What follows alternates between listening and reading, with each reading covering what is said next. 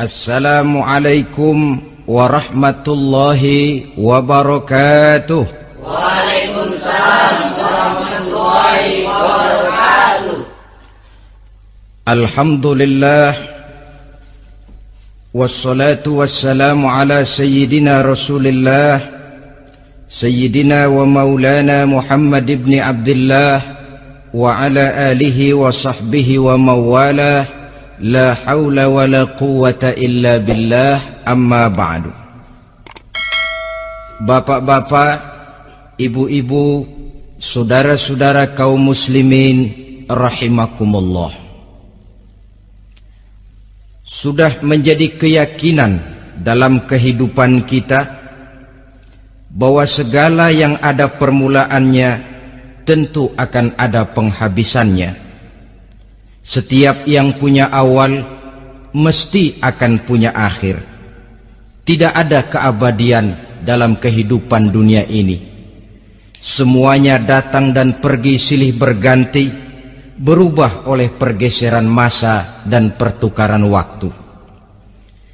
Demikianlah kalau kita mau merenungi kehidupan dari alam di sekitar kita. Sejak dari kehidupan tumbuh-tumbuhan, binatang, sampai kepada kehidupan kita, makhluk bernama manusia. Lihatlah kita manusia misalnya. Dimulai sejak kita terlahir ke alam ini, keluar dari alam rahim ibu, menjadi bayi yang merah tidak berdaya, untuk kemudian berangsur meningkat menjadi anak-anak. Dari kehidupan anak-anak berubah lagi kita menjadi remaja dengan segala keceriaan dan kelincahannya, dan dari masa remaja naik lagi kita memasuki usia dewasa, untuk kemudian berangsur memasuki hari tua. Lalu setelah kita memasuki hari tua, sehari, seminggu, sebulan, setahun, sampailah kita kepada batas waktu yang telah ditentukan oleh Allah, yang dinamakan ajal, dan bertemulah kita dengan yang disebut maut. Ini merupakan kepastian dalam kehidupan. Kalau saja kita mau merenung perubahan-perubahan yang terjadi pada diri kita, seharusnya membuat kita insaf dan sadar. Di kala remaja kita begitu lincah, punya rambut yang hitam ikal berderai, punya lesung di pipit, punya senyum yang indah menawan setiap orang yang melihat, punya kulit yang kencang dan bersih.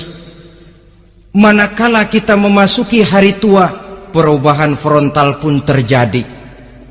Kulit mulai jadi keriput, rambut yang tadinya hitam ikal berderai mulai memutih, nikmat berkurang, gigi yang tadinya utuh dan sanggup mengunyah apa saja, satu demi satu permisi meninggalkan kita. Sangat boleh jadi dikala remaja kita senyum semua orang terpikat. Dikala hari tua dengan kulit yang keriput dan gigi yang tidak ada lagi, manakala kita senyum, mungkin orang bakal lari dari sekitar kita. Kemana keindahan yang tadinya begitu menawan? Kemana senyum lesung pipit yang tadinya menarik perhatian orang? Pergi meninggalkan kita, berubah oleh pergeseran masa dan pertukaran waktu. Nah, bila maut datang menjemput kita, selesailah kehidupan sampai di situ? Ternyata belum. Kalau lahir merupakan perpindahan hidup dari alam rahim ke alam dunia, maka mati hakikatnya merupakan perpindahan hidup dari alam dunia ini ke alam kehidupan yang berikutnya, yang dinamakan dengan alam barzakh. Andai kata hidup cuma sekali, secara moral kita sanggup berkata, alangkah tidak adilnya Tuhan. Kenapa? Dalam kehidupan ini kan aneka ragam terjadi. Ada orang yang zolim, ada orang yang dizolimi. Ada orang yang membunuh, ada orang yang terbunuh. Ada orang yang kaya, ada orang yang miskin. Ada orang yang jujur, ada orang yang menghalalkan segala cara.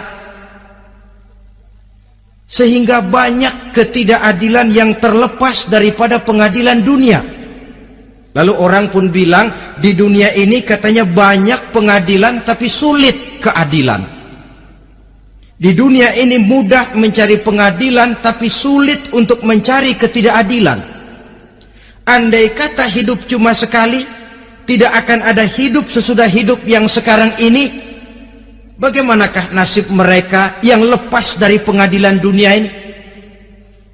Alangkah tidak adilnya Allah, andai kata tidak ada kehidupan sesudah hidup yang sekarang. Tentulah akan terjadi di mana orang menghalalkan segala macam cara untuk mencapai tujuan. Yang penting kan saya kaya, yang penting kan saya punya jabatan dan kedudukan tinggi. Kalau perlu jilat atas, jilat atas. Kalau perlu sikut kiri kanan, sikut kiri kanan. Kalau perlu injak bawah, injak yang bawah. Ini prinsip daripada orang-orang komunis. Dan pantas karena mereka tidak percaya kepada kiamat.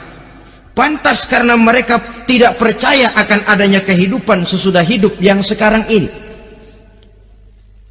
Maka saya menghimbau kepada seluruhnya, kita sudah kadung menyepakati negara ini berdasarkan Pancasila. Kita sudah kadung konsensus bahwa PKI dengan seluruh ajarannya tidak punya hak hidup di bumi Pancasila yang kita cintai ini.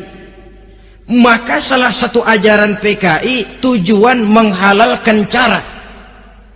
Kita orang Indonesia yang berbudi pekerti luhur, yang punya nilai budaya tinggi, janganlah sampai mencaci PKI, membubarkan PKI, mengutukkan PKI, tapi dalam kehidupan sehari-hari prakteknya prinsip komunis kita pakai. Apa itu? Tujuan menghalalkan cara. Asal sudah tujuan tercapai, cara apapun saja halal. Itu pandangan hidup orang yang tidak percaya kepada adanya hari akhirat.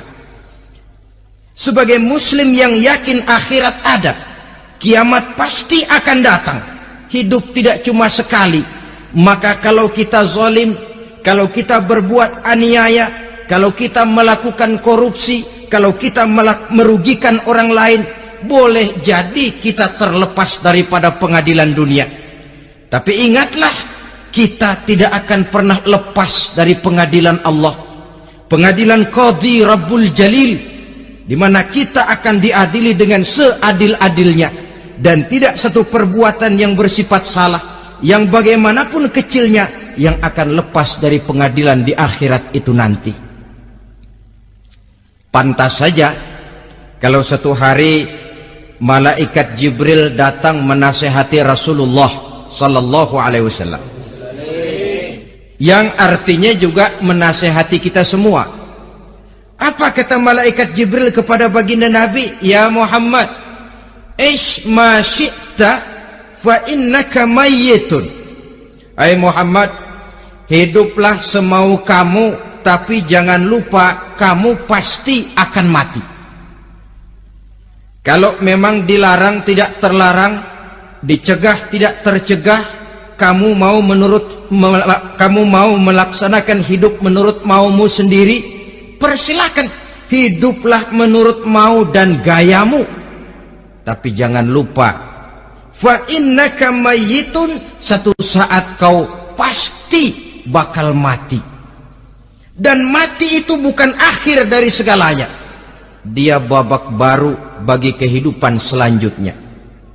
Silakan hidup menurut maumu, tapi jangan lupa kau pasti akan mati. Wa'mal ma syi'ta fa innaka majziyun bih. Kerjakan apa saja yang kamu mau. Kalau kau mau menghalalkan segala macam cara, persilahkan halalkan segala macam cara. Tapi jangan lupa kau akan mendapat balasan dari seluruh amal perbuatanmu. Wa ahbib ma syi'ta fa innaka mufariquhu, dan cintailah apa saja yang mau kau cintai. Kau cintai anak istrimu, silahkan. Kau cintai harta bendamu, tafadhal. Kau cintai tanah airmu, kau cintai pangkat dan jabatanmu, persilahkan. Tapi jangan lupa, fa innaka mufariquhu, kau pasti akan berpisah dan akan meninggalkan segala yang kau cintai itu. Apa artinya ini buat kita?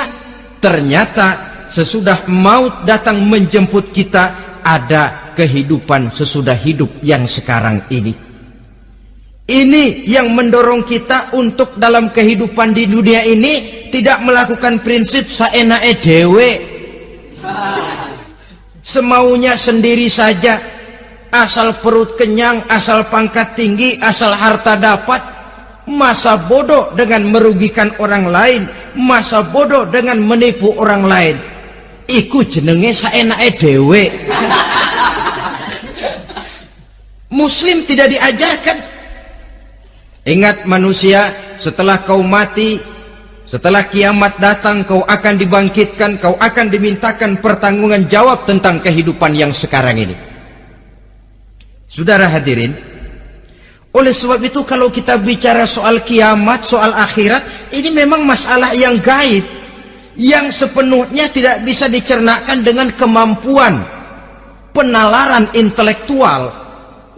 Dasar di dalam membicarakan ini tidak lain adalah iman kita kepada Allah Subhanahu wa ta'ala. Bukan cuma zaman sekarang, dari zamannya Nabi. Orang itu kalau sudah bicara kiamat, bicara akhirat, ada yang ragu-ragu, ada yang menolak sama sekali. Bukan dari zaman sekarang, dari zaman dulu. Pernah kok satu saat Rasulullah itu dakwah, menceritakan, saudara-saudara, akan terjadi kiamat di mana Allah akan membangkitkan manusia dari kuburnya untuk memintakan pertanggungan jawab. Ini dalam dakwahnya Nabi pidato macam itu. Apa reaksi orang? Yang beriman ya mantap, tapi yang tidak beriman, bajingan-bajingan Quraisy ini, mereka bertepuk tangan, mengejek, mencaci. Malahan ini yang luar biasa, ada dua orang kafir namanya Ubay bin Ka'ab dan Al-As bin Wa'il. Mendengar pidato macam ini, mereka buru-buru pulang ke rumah. Ngapain? Ngambil pacul. Lalu berangkat nyari kuburan tua. Dia gali itu kuburan, tulang-tulangnya diangkut, dibawa ke depan Nabi. Ya Muhammad, tulang-tulang yang udah hancur begini, siapa yang bisa ngidupin lagi? Yang macam-macam aja kamu Muhammad, nggak rasional, nggak masuk akal. Allah menjawab. Apa kata Allah? Wa daraba lana mathalan wa nasiya khalqah qala man yuhyil 'izama wa hiya ramim qul yuhyiha alladhi ansha'aha awwala marrah wa huwa bikulli khalqin 'alim. Mereka memberikan perumpamaan kepada kami, kata Allah. Mereka melupakan asal kejadiannya. Mereka bertanya, siapa yang sanggup menghidupkan tulang belulang yang sudah hancur kayak begini? Qul yuhyiha alladhi ansha'aha awwala marrah. Katakan kepada mereka Muhammad, yang akan menghidupkannya adalah Dia yang telah menciptakannya pertama kali dulu. Kalau Dia sanggup menciptakan, Dia tentu lebih sanggup lagi untuk mengembalikan reproduksi ciptaan itu sebagaimana semula. Yang paling kasihan yang ragu-ragu. Akhirat itu ada apa enggak sih? Kiamat itu ada apa enggak sih? Lantaran ragu-ragu, terombang-ambing dia antara harapan dan putus asa, antara kenyataan dan idealisme. Ada yang buta sama sekali, 100% terhadap keadaan-keadaan sesudah mati. Perhatian mereka hanya tercurah kepada kehidupan sebelum mati. Yang mereka perhatikan siang dan malam tidak lebih daripada urusan perut. Pergi pagi, pulang sore, peras keringat, banting tulang. Cuma soal makan, soal minum, soal pakaian, soal kendaraan, soal rumah tangga, soal anak, soal istri. Yang mereka pentingkan hanya soal-soal politik misalnya, ekonomi, pembangunan dan industri. Untuk soal-soal kayak begitu giat betul, habis seluruh waktu untuk memikirkan, meningkatkan kebudayaan, politik, sosial, ekonomi. Kadang-kadang kurang tidur, kurang istirahat, berkeliaran ke sana kemari ke tempat yang jauh-jauh, sampai-sampai kadang-kadang terkena stres, penyakit darah tinggi, ginjal, lever, untuk memikirkan hal-hal yang semata-mata karena dunia saja. Lantas boleh jadi mereka mendapatkan kekayaan yang berlimpah ruah, mendapatkan kedudukan yang tinggi, nama yang semerbak, dikenal orang di barat dan di timur, di utara dan di selatan. Tetapi alangkah kecewanya mereka jikalau datang ajal menjemput nyawa, mati mereka, meninggalkan harta yang banyak, nama yang masyhur. Mereka disebut dengan jasa-jasanya. Radio memberitakan, TV menyiarkan, koran-koran memuat. Bahkan nama mereka kadang-kadang dikenang 2-3 tahun setelah wafatnya. Tetapi dalam pada itu roh mereka merintih, mengeluh, menderita, karena dilemparkan oleh Allah ke tempat-tempat yang kotor. Penyesalan yang sudah tidak akan ada gunanya lagi. Saudara-saudara kaum muslimin rahimakumullah, oleh karena itu kehidupan akhirat bukanlah dongeng dan takhayul, bukan khurafat dan hayalan. Kehidupan akhirat, hari kiamat adalah kebenaran dan kepastian. Dalam surah Al-Hajj ayat ke-7, Allah Subhanahu wa taala menyatakan, wa anna as-sa'ata atiyatun la raiba fiha wa anna Allah yab'atsu man fil qubur. Dan bahwasanya kiamat itu sesungguhnya adalah sesuatu yang pasti dan tidak ada keraguan-raguan lagi di dalamnya, dan bahwasanya Allah sungguh-sungguh akan membangkitkan manusia dari kuburnya masing-masing. Nah, kalau kita sudah yakin kiamat sesuatu yang pasti adanya, akhirat sesuatu yang pasti adanya, dari mana pembicaraan tentang kiamat ini kita mulai? Tentu dari diri kita. Marilah kita mencoba melihat proses perjalanan hidup ini sampai kita memasuki kiamat. Hadirin, tidak ada makhluk secantik manusia. Tidak percaya? Pernah keragunan? Nah, saudara masuk ke kebun binatang, segala macam makhluk ada di situ. Ratusan macam jenis binatang. Bandingkan dengan saudara, kira-kira cakep mana?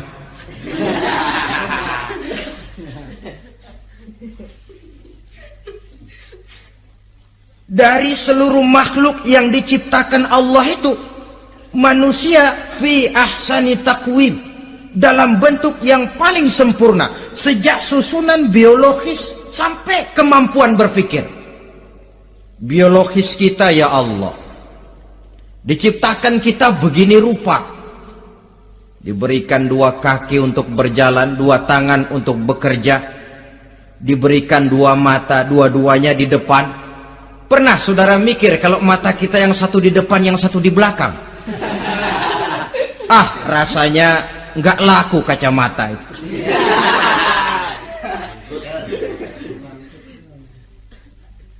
Diberikan hidung dengan 2 lubang, tahu betul Allah ke bawah lagi lubangnya. Coba pikir kalau lubang hidung kita menghadap ke atas, aduh kalau musim hujan repot jagain hidung. Laqad khalaqnal insana fi ahsani taqwim. Sungguh telah kami ciptakan manusia dalam bentuk kejadian yang paling sempurna ketimbang makhluk-makhluk Allah lainnya. Nah, kesempurnaan manusia ini oleh karena hidupnya terdiri dari 2 unsur pokok. Pertama unsur jasmani dan kedua unsur rohani. Jasad dan roh.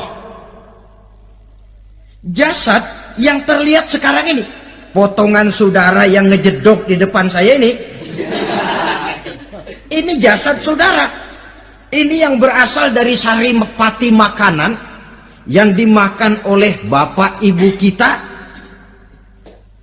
Lalu hasil kerjasama yang baik antara ibu dengan bapak, terwujudlah kita. Kalimat langsungnya jasad ini berasal dari tanah yang tadi berubah dari bayi, remaja, dewasa, meningkat hari tua. Yang berubah itu jasmani kita. Kenapa? Karena jasmani itu materi, benda, daya tahannya terbatas. Dia berubah oleh pergeseran massa dan pertukaran waktu. Apa ada orang makin tua makin cakep? Jasmani oleh karena dia materi, dia berubah oleh pergeseran massa dan pertukaran waktu. Nah, yang menyebabkan jasmani itu bergerak karena ada roh di dalamnya. Ini yang menyebabkan kehidupan. Ini yang menjadi sumber kehidupan, pusat kesadaran dan pengertian dalam kehidupan manusia. Tanpa roh dalam diri kita, maka jasad kita. Pernah lihat orang mati? Nah, itu kalau orang mati, coba perhatikan. Apanya yang kurang? Kupingnya masih ada, tapi sudah tidak sanggup mendengar. Matanya masih lengkap, tapi tidak mampu melihat. Jangankan melihat, terbuka saja tidak. Mulutnya masih ada, tapi sudah tidak bicara lagi. Telinganya cukup, tapi sudah tidak sanggup mendengar. Kakinya lengkap, tapi tidak mampu lagi berjalan. Apa penyebabnya itu? Ternyata jasmani kita, jasad ini, manakala sudah ditinggalkan oleh roh, dia tidak akan bisa berdaya apa-apa. Tidak mampu berjalan, tidak pula berbuat, tidak pula bekerja apapun saja. Saudara-saudara, dua-duanya punya kebutuhan. Jasmani ada kebutuhannya, rohani pun ada kebutuhannya.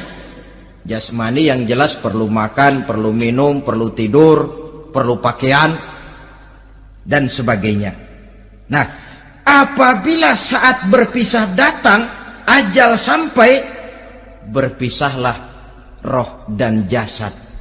Dan itulah yang dinamakan dengan maut. Jadi apa sih mati itu? Mati adalah berpisahnya roh dengan jasad.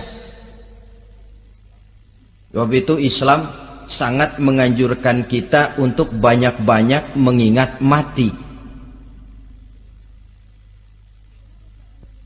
Bagaimana caranya mengingat mati? Pertama, mati itu kan pasti. Kira-kira yang hadir di sini ada yang nggak mati nggak kira-kira? Semuanya bakal mati kan? Berani? Berani. Sekarang mau? Saudara, sebenarnya kalau kita merenung lebih jauh, orang itu tidak perlu takut mati. Walaupun tidak boleh terlalu berani menghadapi mati. Karena bagaimanapun takutnya kita kepada mati, toh dia pasti datang. Bagaimanapun beraninya kita mati, kalau belum ajal ya tidak mati juga. Jadi muslim itu kan harus berani menghadapi hidup dan tidak takut menghadapi mati. Mati adalah sesuatu yang pasti. Muslim dianjurkan banyak-banyak mengingat mati dalam kehidupan. Caranya bagaimana? Pertama, berziarah nengokin teman yang sakit. Ya? Suka nengokin teman yang sakit enggak? Oh, itu pahalanya kata Nabi. Menengok orang yang sedang sakit lebih afdol daripada sholat sunnah 1000 rakaat. Apa pernah saudara sembahyang sunnah sampai 1000 rakaat? Nengokin orang sakit pahalanya lebih afdol daripada itu. Kenapa menengoki orang sakit mengingatkan kita kepada mati? Iya ya, ini teman saya yang kemarin segar banget, bercanda sama saya, ketawa sama-sama, sekarang terbaring tidak berdaya, hilang kemampuannya, hilang keceriaannya, sakit. Iya kalau sembuh, kalau ajal, iya sekarang giliran dia, kalau jatuh ke saya. Lalu menghibur teman dengan kata-kata yang enak, yang akan mendatangkan sugesti supaya dia cepat sembuh. Jangan nengokin orang sakit jujur. Sakit apa lu? Perut. Emang teman gua kemarin sakit begini mati. Wah, itu orang bisa jadi shock lantaran etika kita tidak akan sampai ke sana. Menjenguk orang sakit akan mengingatkan kita kepada mati. Apalagi ziarah kubur. Ada yang orang tuanya sudah meninggal? Kalau ada, ya tidak bisa tiap hari, sekurang-kurangnya seminggu sekali, Jumat pagi misalnya, ziarah kita ke kubur. Sehingga kalau kita masuk kubur kan ada etikanya.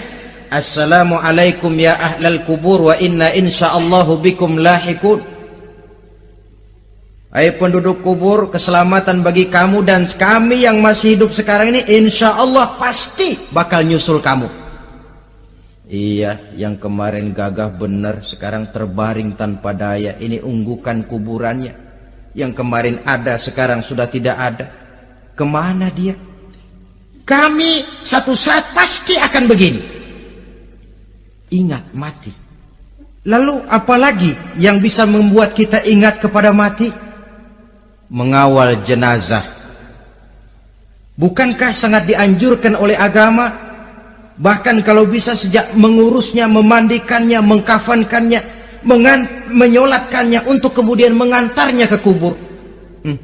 Hari ini saya antar dia ke kubur, besok boleh jadi saya yang diantar orang. Hari ini saya solatkan dia, besok boleh jadi saya yang disolatkan orang. Hari ini saya masukkan dia ke liang lahat, besok mungkin giliran saya dimasukkan orang ke liang lahat. Ingat mati, tumbuh kesadaran. Lalu daya positifnya dalam kehidupan apa? Nah, saudara-saudara hadirin, orang yang mengingat mati bukan lantas menjadi lemah dalam kehidupan, menjadi putus asa, sedikit semangat, terbentur kesulitan, mudah frustasi. Bukan itu tujuannya kita diperintah mengingat mati. Jelasnya Islam menganjurkan kita untuk mengingat mati guna maksud-maksud yang positif, supaya orang lalu sadar hidup ini cuma sebentar. Maka mumpung hidup, nah ini mumpung, tapi mumpung yang baik.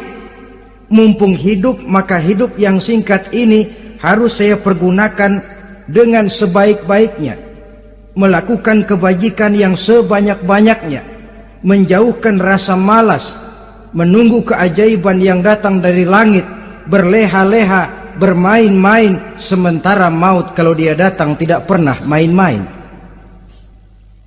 Pantas kalau seorang penyair bernama Syauqi memesankan tazawwad bittaqwa fa innaka la tadri idza hanna al-lailu hal ta'ishu ila al-fajri kam min sahihin mata min ghairi illatin wa kam min alilin 'asha hinan min ad-dahri. Persiapkan dirimu dengan takwa, sebab kamu tidak tahu apabila malam datang kamu masih bisa hidup apa enggak besok pagi. Apa ada jaminan saudara yang kumpul di depan saya malam ini besok masih bisa hidup? Tidak. Ada jaminan? Tidak ada sama sekali. Kam min sahihin mata min ghairi illatin. Berapa banyak orang sehat mati nggak pakai sakit lagi. Sebabnya kadang-kadang ringan saja. Ada yang cuma jatuh di kamar mandi mati. Ada yang cuma ketiban pensil. Iya, kalau ketiban pensil 3 peti masa nggak mati. Ta'addadatil asbab wal mautu wahid. Sebabnya boleh jadi macam-macam, tapi mati satu juga, yaitu mati. Dia seperti kelapa yang terlalu tua jatuh ke bawah, yang kembang baru keluar pun jatuh ke bawah. Itulah mati. Dia datang menjemput yang bayi, dia datang mengambil yang anak-anak, dia datang juga kepada yang remaja, kepada yang dewasa, kepada yang tua sekalipun. Jangan yang remaja lalu berpikir, gua rasanya masih jauh banget mau mati. Ini sesuatu yang pasti yang kita tidak pernah diberitahu kapannya. Kalau dikasih tahu kapannya kan kita bisa, umpama malaikat maut datang ke rumah saya, saudara Zainuddin kau mati 80 tahun lagi. Wah, saya kan berhitung, masih lama, poya-poya aja dulu Tapi ini tidak pernah diberitahu kepada kita. Lantaran tidak diberitahu itulah kita perlu bersiap-siap dengan selalu mengingat-ingat mati yang mendorong kita untuk berbuat positif. Satu contoh peringatan mati yang mendatangkan positif pada peristiwa ketika turun perintah hijrah. Ketika di Mekah sudah terpepet turun perintah hijrah. Ini sahabat yang berangkat hijrah, jangan dikira semua bulat hati. Ada yang mikir, kalau saya hijrah berangkat dari Mekah ke Madinah, nanti di tengah jalan dicegat oleh kafir Quraisy lalu dibunuh, mati saya. Takut mati. Allah peringatkan, kullu nafsin za'iqatul maut. Kamu disuruh hijrah saja takut mati, padahal kamu tahu semua yang hidup bakalan mati. Diam saja di Mekah mati, hijrah ke Madinah pun akan mati. Mendengar ayat ini, Sayyidina Umar bin Khattab seperti dibakar semangatnya. Kalau sebagian sahabat hijrah sembunyi-sembunyi, beliau mau hijrah itu malah bajingan Quraisy dikumpulkan dekat Ka'bah. Pidato, ya ma'syarah Quraisy, dedengkot Quraisy, dengerin. Besok pagi yang namanya Umar bin Khattab mau hijrah dari Mekah ke Madinah. Siapa yang kepengen kepalanya berpisah dengan badannya, persilahkan cegat Umar di jalanan. Besok dengan tenang dia berangkat hijrah, gak ada yang berani nyegat. Tuh Quraisy juga barangkali mikir, gue ngapain nyegat penyakit. Begitu ingat mati, timbul semangat juang, timbul semangat berbuat. Ini ingat mati yang positif, bukan yang melemahkan semangat. Dah jangan kerja rajin-rajin dah, lu bakalan mati. Ini ingat mati yang salah pasang. Ingat mati seharusnya mendorong manusia untuk berbuat lebih tekun. Allah memberikan peringatan, qul innal mauta alladzi tafirruna minhu fa innahu mulaqikum. Katakan, maut yang kamu akan melarikan diri daripadanya, yang kamu takuti benar dia pasti akan datang menjemput kamu. Saudara-saudara hadirin yang saya hormati, datangnya memang tidak kita harapkan yang namanya maut, Tapi sekali dia datang, tidak ada pintu tempat kita lari. Dia memang tidak pernah kita undang, tapi sekali dia datang mengetok pintu, kekuatan apa yang bisa menolak? Dia sebuah tanda seru dalam kehidupan. Apa yang menyebabkan orang takut mati? Pertama, barangkali karena dia tidak tahu bagaimana kehidupan sesudah mati. Alam kubur gelap, alam akhirat gelap, sehingga dia bingung. Lantaran bingung lalu jadi takut. Yang kedua, boleh jadi oleh bayangan-bayangan dosa yang pernah dia kerjakan di dunia ini. Kerjanya cuma menumpuk dosa. Dia gembira, bahagia, tertawa di atas tumpukan dosanya, merasa segan berpisah dengan seluruh kehidupan ini, sehingga boleh jadi maut adalah sesuatu yang ditakutkannya benar dalam kehidupan. Tapi bagaimanapun takutnya, tidak ada tempat lari dari dia. Dalam ayat lain Allah jelaskan, "Ainama takunu yudrikumul mautu walau kuntum fi burujim musayyadah." Di mana saja kamu berada, dalam benteng yang paling tangguh sekalipun, maut pasti akan datang menjemput kamu. Nah, bagaimana caranya maut datang menjemput kita? Bila datang dia, sang malaikat pencabut nyawa, malaikat Israel namanya, hendak mengambil ruh kita. Dalam suasana macam begitu, di akhir kehidupan dunia, dalam berhadapan dengan sakaratul maut, terbagilah manusia dalam dua bagian besar. Pertama, yang menghadapi sakaratul maut itu dengan husnul khatimah, baik di akhirnya, sehingga pada saat ruhnya berpisah dengan jasadnya, kelihatan dia seperti senyum, mukanya cerah. Bahkan sebelum itu boleh jadi dia sempat meninggalkan pesan-pesan yang baik. Ada yang sempat azan, ada yang sempat baca Quran. Pernah kan nemui orang yang mau mati seperti itu? Yang sempat azan, yang sempat baca Quran, yang sempat meninggalkan wasiat-wasiat yang baik. Sebab apa? Malaikat maut datang menjemput mereka juga dengan baik-baik. Dicabut ruhnya perlahan-lahan, tapi sungguh pun perlahan-lahan. Pedihnya, sakitnya tetap tiada tara. Rasulullah Sallallahu Alaihi Wasallam, dikala beliau hendak berhadapan dengan sakaratul maut, diceritakan mencelupkan tangannya ke dalam gelas berisi air, lalu mengusapkannya ke muka beliau seraya berdoa, "Ya Allah, mudahkan saya dalam menghadapi sekarat ini." Beliau juga yang mengatakan bahwa sakitnya sakaratul maut sama dengan 300 kali bacokan pedang. Sehingga kita diajarkan doa. Di antara doa selamat itu kan ada, Allahumma hawwin alaina fi sakaratil, ya Allah, mudahkan saya di dalam menghadapi sakaratul maut itu.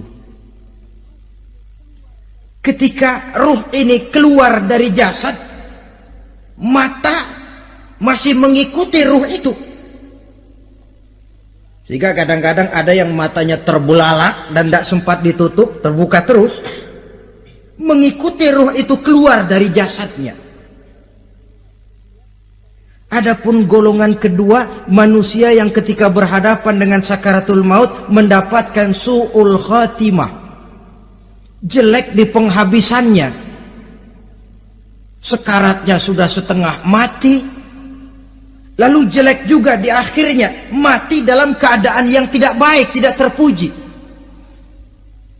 Ada yang lagi megang kartu, mati. Ada yang lagi di tempat ngadu ayam, mati. Ada yang lagi di tempat pelacuran, mati. ada yang lagi megang botol minuman keras, mati. Nih barangkali malaikat maut gemes banget nariknya, lu bajingan, lu tarik terus ya, mati su'ul khatimah. Makanya bagus itu. Kadang-kadang di majelis-majelis taklim kan sering dibaca, ya Allah biha, ya Allah biha, ya Allah bihusnil khatimah. Kan ada itu? Ada enggak? Saudara hadirin, mohon agar oleh Allah kita diberikan husnul khatimah, baik di saat ruh akan berpisah dengan jasad. Ini sesuatu yang pasti. Sang malaikat maut datang menjemput nyawa. Setelah ruh berpisah dari badan, maka tinggallah sang badan, ditangisi oleh semua yang kita tinggalkan. Sehingga kepada putrinya Fatimah, ketika malaikat maut datang hendak menjemput baginda Nabi, beliau berkata kepada anaknya, Fatimah, kamu tahu siapa yang datang? Saya tidak tahu, Bapak. Yang datang hadimul lazat. Itu dia yang menghancurkan seluruh kesenangan dunia. Wa qati'us syahwat, yang memisahkan kita dengan seluruh yang kita cintai. Dia malaikat maut, Pak. Manakala jasad sudah ditinggalkan oleh ruh, itulah yang dikerubungi orang. Anak menangis, istri menangis, orang tua bersedih, teman-teman merasa kehilangan, menangisi jasad. Diuruslah jasad kita, dimandikan sebagaimana mestinya, dikafankan dengan kain putih 3 lembar, itu yang hendak kita bawa kembali ke tempat asal kita. Pakaian sutra, jas yang mereknya Switzerland wool, kain yang Samarinda, sepatu yang Belly atau Beltoni, jam tangan yang Rolex, kendaraan yang serba mewah, tidak ada yang menyertai kita. Kain putih 3 lembar itu saja lagi. Demi setelah dikafankan, dibujurkan kita menghadap ke arah kiblat, orang banyak pun datang menyolatkan kita dengan 4 takbir, diiringi dengan doa, lalu upacara pelepasan, berangkat kita meninggalkan anak, istri, suami, kampung halaman, tanah air, bahkan alam dunia ini. Selamat tinggal alam dan seluruh isinya. Tinggallah yang tinggal. Saya akan kembali ke tempat asal dari mana saya datang, untuk kembali mempertanggungjawabkan seluruh perbuatan saya dalam kehidupan ini. Manakala upacara pelepasan selesailah sudah, dimasukkan kita ke keranda jenazah, digotong orang, bismillah wa ala millati rasulillah, dibawa ke tempat peristirahatan terakhir katanya. Padahal dulu kalau mau kita istirahat, ke villa lah kita, ke Bali lah kita, ke Hong Kong lah kita, ke tempat-tempat tamasya yang indah. Oh, rupanya akan sampai juga perjalanan menuju tempat peristirahatan terakhir yang luasnya tidak akan lebih dari 2 kali 1 meter. Diusung orang kita, diantarkan orang banyak. Manakala sampai ke atas liang lahat, pengusung jenazah dibuka, diturunkan kita ke liang lahat, dibaringkan. Gumpalan tanah akan jadi bantal kita, muka dibuka, dihadapkan ke arah kiblat. Setelah itu ditutup tiang lahat kita, liang lahat kita dengan kayu. Masih belum kurang, diuruk dengan tanah. Yang menguruk orang-orang yang tadinya mencintai kita, menyayangi kita. Tapi ketika jasad sudah ditinggalkan ruh, habis rupanya cintanya. Coba jasad kalau sudah ditinggalkan ruh, 3 hari aja di rumah, serem. Ya mayit, siapa yang betah nemenin mayit?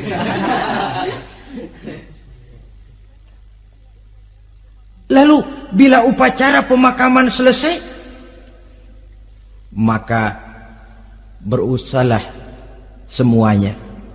Para pengantar akan kembali ke rumahnya masing-masing. Maka masuk kita ke alam kehidupan, yaitu yang disebut alam barzah atau alam kubur. Apa selesai hidup sampai di situ? Tidak. Hanya beberapa langkah setelah yang mengantar kita pulang. Diriwayatkan dalam hadis Bukhari dan Muslim, bila seseorang sudah diletakkan di kuburnya, lalu yang mengantar kembali pulang, maka roh si mayit akan dapat mendengar bunyi terompah orang yang pulang itu. Bunyi terompahnya terdengar. Datang dua malaikat menanyakan dia dengan pertanyaan-pertanyaan yang kalau bisa dijawab dengan betul. Dua malaikat yang bernama Munkar Nakir akan bilang, jawabanmu betul, tenanglah kau di sini, naumatal arus, tidurlah kau di sini seperti tidurnya pengantin. Orang yang baik-baik di alam kuburnya akan mendapat nikmat kubur. Sehingga masa penantian yang lama, sebab jangan lupa, kita masuk ke kubur itu kan menunggu sampai datangnya hari kiamat. Jadi kalau kiamat umpama masih 1000 tahun lagi, ya 1000 tahun kita menunggu. Orang yang baik-baik penantian di alam kubur, kata malaikat, naumatal arus, tidurlah kamu seperti tidurnya pengantin. Bagaimana sih tidurnya pengantin? Nggak berasa. Iya, kata anak sekarang, endah aja udah. Begitu mendusin pagi, kata lakinya, malam sebentar bener ya Neng. Sebentar betul katanya malam. Iya, tentu saja tidak terasa. Kenapa? Dia tidak pernah memikirkan waktu. Terbawa oleh kenikmatan dan kelezatan yang dirasakannya dalam kehidupan. Tapi orang kafir, orang yang dosanya bertumpuk, tidak sanggup menjawab pertanyaan dua orang malaikat, maka dia akan mendapat azab di alam kuburnya terus menerus siang dan malam sampai datangnya hari kiamat. Ibarat maling ayam ketangkep, belum masuk pengadilan udah digebugin duluan. Kan begitu kan? Ada maling ayam nggak di sini? Itu yang nyaut tadi pengalaman itu. Di sidang belum divonis, belum digebugin babak belur. Saudara hadirin, maka alam kubur bisa merupakan raudhatun min riyadil jannah, taman di antara taman-taman surga, pun juga bisa merupakan hufratun min hufarin niran, menjadi liang daripada neraka. Ada lagi riwayat yang dari Imam Muslim yang diperoleh dari Zaid bin Sabit. Zaid bin Sabit cerita, satu hari kami bersama Rasulullah sallallahu alaihi wasallam berada dalam kebun kepunyaan Bani Najjar. Rasulullah sedang duduk di atas keledai. Tiba-tiba entah bagaimana itu keledai terkejut, kaget, berontak, hampir Rasulullah jatuh. Rasulullah kemudian bertanya, rupanya di kebun itu ada kuburan tua, 5 atau 4 kuburan. Rasulullah lalu bertanya, saudara-saudara ada yang tahu nggak ini kuburan siapa? Nggak ada ya Rasulullah. Memang kenapa? Ini penghuni kuburnya lagi disiksa oleh Allah. Andai kata boleh saya mohon kepada Allah supaya kamu dengar seperti yang saya dengar, andai kata saja kamu kuat mendengarnya, saya pasti akan berdoa. Tapi sayang, saya yakin kamu pasti tidak akan kuat mendengar mereka mendapat azab di kuburnya. Hadis sahih riwayat Imam Muslim dari Zaid bin Sabit. Kehidupan di alam barzah. Pak, iya kalau yang matinya dikuburin. Lah kalau yang matinya dia ceburin ke laut, dibakar, di medan perang hilang, nggak ketahuan kemana jenazahnya. Saudara, hilang kek, dikubur kek, di dalam lautan direndam kek, itu kan cuma logika kita. Menurut Allah tidak ada perbedaan orang mati dikubur di dasar lautan, atau dibakar sampai jadi abu, atau gugur di medan perang tidak ketemu jenazahnya. Entah mereka tetap masuk ke alam barzah namanya. Jasad boleh hancur, tapi roh sebagai sumber kehidupan, pusat kesadaran dan pengertian, dia tetap ada, mengalami kebahagiaan dan kegembiraan, atau mengalami kepedihan dan penderitaan, bergantung kepada amalan yang kita lakukan dalam kehidupan di dunia ini. Maka dalam Yasin tadi kan jelas, qul yuhyiha alladzi ansha'aha awwala marrah, yang menghidupkan mereka yang dikubur di dasar lautan, mereka yang dibakar sampai jadi abu, yang akan menghidupkan ialah Allah yang menciptakan mereka dulu pertama kalinya. Jadi kalau sudah ada aslinya, ya tentu tidak perlu contoh lagi, akan sangat mudah membuatnya.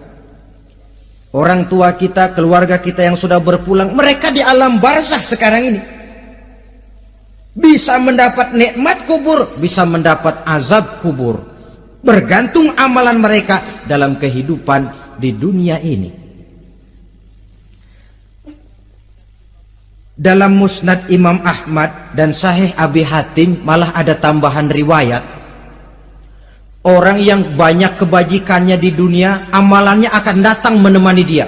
Sholatnya dekat kepalanya, puasa sebelah kanan, zakat sebelah kiri, menghibur dia. Malahan dikatakan berbentuk orang yang cantik menemani dia di alam kuburnya. Aneh, dia tanya, man anta lam ara fid dunya ajmal minka, siapa kamu? Di dunia ini belum pernah saya melihat orang secantik kamu. Dia jawab, ana amaluka soleh, saya adalah amalmu yang soleh yang kau kerjakan waktu di dunia. Saya sekarang diperintahkan untuk menemani kamu di sini. Alhamdulillah. Sedangkan amalnya yang jahat akan datang dalam bentuk yang menyeramkan menemani dia di sana. Bayangin deh, di kuburan ditemenin yang serem-serem. Sama juga di dunia. Di dunia, kalau kita di tempat gelap ditemenin orang cakep, enak nggak? Enak. Wah, pengalaman. Tapi coba bayangin, sudah tempatnya gelap, yang nemenin jelek nggak ketulungan, gerah kita. Nah, saudara hadirin yang saya hormati, lalu bagaimana tempat arwah-arwah yang sudah kembali menghadap Allah yang disebut mustaqarrul arwah itu? Macam-macam tingkatannya sesuai dengan profesi dan amalannya waktu di dunia. Ada roh-roh itu yang setelah pisah dengan jasad, artinya mati, ditempatkan di tempat yang disebut a'la iliyin, tempat yang tertinggi. Siapa ini? Arwahnya para nabi dan para rasul. Ini fi a'la iliyin, di tempat yang tertinggi. Arwahnya para nabi, arwahnya para rasul. Dan karena kita bukan nabi, bukan rasul, ya jangan mimpi dapat tempat fi a'la iliyin, kecuali kalau Allah menghendaki. Itu hak prerogatif Allah, tapi kan tidak adil kalau Allah melakukan itu. Ini kelompok roh-roh yang masuk golongan VIP. Wah, the first class. Para nabi, para rasul. Lalu ada pula roh-roh itu yang setelah pisah dengan jasadnya diumpamakan seperti burung-burung hijau yang berterbangan di perkebun-kebunan surga. Roh siapa mereka ini? Rohnya para syuhada, orang-orang yang mati syahid gugur membela agama. Nah, ini bedanya orang mati syahid dengan pahlawan, ya. Apa bedanya syuhada dengan pahlawan? Kalau syuhada, orang yang gugur membela agama, niatnya karena Allah, mati syahid. Kalau pahlawan, orang yang gugur membela negara, orang yang dianggap berjasa kepada pemerintah. Klimaksnya, kalau orang mati syahid jelas surga, tapi pahlawan belum tentu surga. Kenapa? Bergantung kepada negara macam apa yang dibelanya dan pemerintah model mana yang dibelanya. Di negara-negara komunis misalnya, banyak nggak pahlawan? Banyak. Dengan sekian tanda jasa yang mati di medan perang dan sebagainya. Kira-kira pahlawan komunis masuk surga nggak? Ya, kalau pahlawan komunis masuk surga, kita nggak kebagian kapling di surga barangkali. Inilah bedanya pahlawan dengan orang mati syahid. Kemudian ada pula roh itu yang tertahan di pintu surga. Tertahan di pintu surga. Ini seperti tadi, orang yang mati syahid tapi masih ada kaitan di dunia. Rasulullah pernah ditanya orang, "Ya Rasul, kalau saya maju ke medan perang bela agama, mati syahid, apa saya masuk surga?" "Iya, masuk surga. Kecuali," kata Nabi, "kalau masih punya utang." Nah, tertahan di pintu surga. Ada pula roh itu yang tertahan di alam kuburnya. Ini umumnya seperti tadi itu. Ada mempunyai dosa, mempunyai kesalahan, sehingga merasakan azab kubur. Ada juga roh itu yang tertahan di permukaan bumi. Mereka yang dalam hidup selalu menumpuk dosa-dosa yang besar, meninggal sebelum keburu untuk bertaubat.